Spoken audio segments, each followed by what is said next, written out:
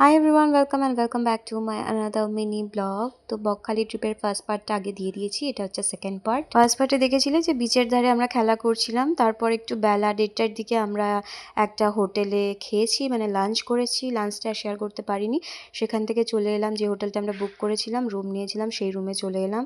একটু রেস্ট নিয়েছি, রেস্ট নিতে তারপর সন্ধ্যেবেলায় আবার একটু রেডি হয়ে বিচের ধারে গিয়েছিলাম। বিচের ধারে অনেক ধরনের দোকান বসেছিল, সেখান থেকে আমরা দোকান থেকে ফুচকা খেয়েছি। আর একটা সুইট কর্নের দোকান ছিল, আন্টিটা খুব সুন্দরভাবে মাখছিল, কর্ন চাট বানাচ্ছিল। তো সেখানে অনেক লোক ছিল, তো আমরা বলেছিলাম আমরা 4 প্লেট নেবো।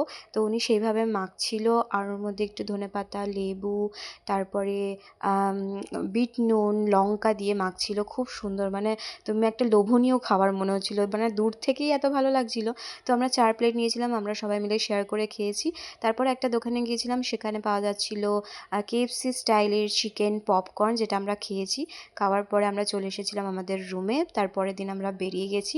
তো আজকের ব্লগটা এখানেই শেষ করছি। ভালো লাগলে প্লিজ ফলো করতে ভুলো না।